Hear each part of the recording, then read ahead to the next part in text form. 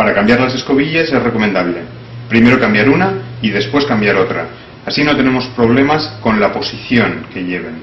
De todos modos lo veremos cuando lo soltemos. Además, nos vamos a asegurar que la avería la tenemos en la escobilla, que también podría ser que el rotor estuviera estropeado, los bobinados del motor estuvieran mal.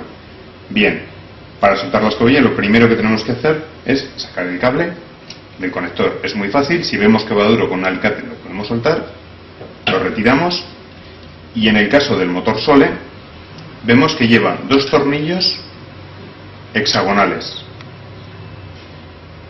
En otros motores podemos encontrarnos un solo tornillo, que puede ser Torx, puede ser Phillips, pero en este caso tenemos dos hexagonales.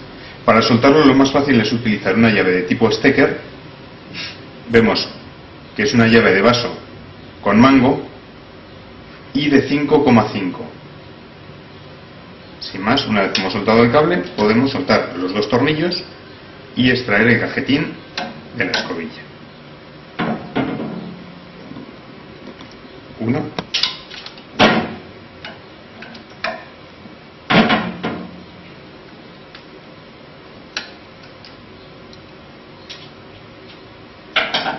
Extraemos el cajetín y vemos que lo que sobresale es muy poco. El carboncillo, cuando está bien, tiene que sobresalir unos 3-4 centímetros. Lo empuja un muelle que lleva detrás y tiene que hacer la suficiente fuerza contra el rotor. Antes de empezar a cambiarlo, verificamos el estado del rotor. El rotor es esta pieza que tenemos aquí adentro y es justo donde pega el carboncillo de la escobilla. Mirad, hay una serie de laminillas que van aquí, son todas paralelas, y hay una acanaladura entre medio de cada una de ellas. Si vemos que alguna de estas laminillas tiene diferente color, es que se ha podido quemar. Entonces, en ese caso ya renunciamos de cambiar las escobillas porque el problema lo vamos a tener en el rotor del motor y ya sería conveniente cambiar el motor, porque aunque le cambiemos la escobilla no va bien. Estoy girándolo y vemos que aquí todas las láminas tienen el mismo color. Esperamos un poco hasta darle la vuelta completa. Si es necesario hacemos una marquita en una con un rotulador para ver dónde lo hemos girado. Yo me estoy guiando por el poleín, por la parte de adelante, con lo cual sé exactamente cuándo he hecho la vuelta completa para revisar cada una de las diferentes laminillas. Están todas igual, todas tienen el mismo color, con lo cual no tenemos ninguna fase quemada. ¿Normalmente de qué color podría ser si es que estuviese quemada? Se distinguen perfectamente porque son negras por el carboncillo que tienen encima, pero cuando hay una quemada vemos que brilla un poquito más, se distinguen perfectamente. Este vemos que no. Si vemos que todas las láminas tienen el mismo color, se supone que el motor está bien, con lo cual simplemente, ya que lo tenemos abierto, lo limpiamos un poco con un trapito o con una lija muy finita para no dañar el rotor, haciendo un poquito de fuerza y sin ningún tipo de producto. No podemos darle ningún tipo de disolvente, grasa o similar. Con un trapo o con una lija muy finita será más que suficiente para que el rotor quede limpio. Retiramos los restos de carboncillo, simplemente. Una vez que hemos soltado el cajetín de la escobilla, que hemos visto que iba con los dos tornillos, vamos a extraer el carboncillo, que va a ser lo que vamos a cambiar.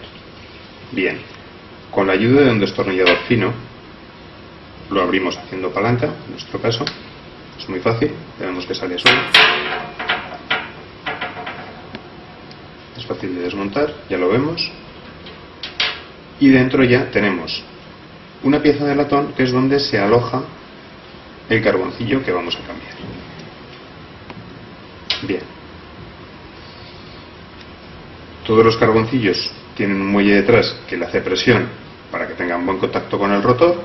Entonces, para soltarlo, en este caso, y digo en este caso porque no todos son iguales, vemos el mecanismo que lleva. Lleva una pequeña presilla junto con el terminal. De modo que soltándolo, y ya con mucho cuidado, vemos que ya empieza a salir el muelle y no sale la escobilla.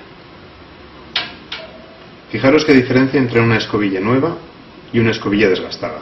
Lo que decía antes, lo que sobresale y lo que no sobresale. Bien.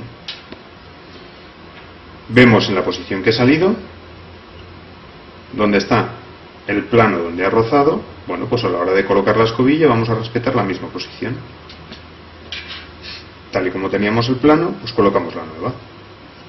solo que esta nos va a costar un poquito más, porque vamos a tener un muelle haciendo presión sobre la escobilla. Cuando ya hemos metido la escobilla y todo el muelle, simplemente, en este tipo es muy fácil colocarlas porque no hay que soldar. La colocamos en su ranura y el mismo terminal nos hace de presilla para que no se escape el muelle.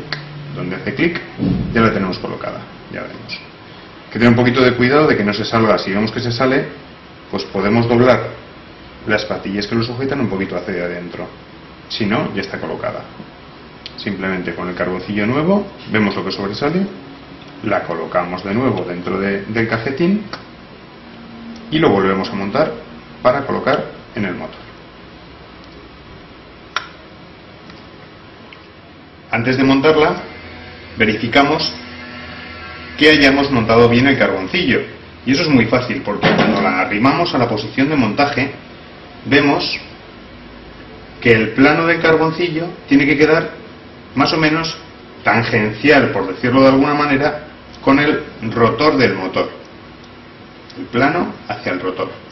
Entonces ya simplemente la colocamos en su posición, nos cuesta un poquito más, pero a través de los topes ya se nos queda fijada. Entonces es muy fácil ahora colocar los tornillos. Colocamos el segundo tornillo, con lo cual ya hemos fijado el cajetín de la escobilla, y ya solo nos queda conectar el terminal del cable en el terminal de la escobilla. Y ya tenemos una...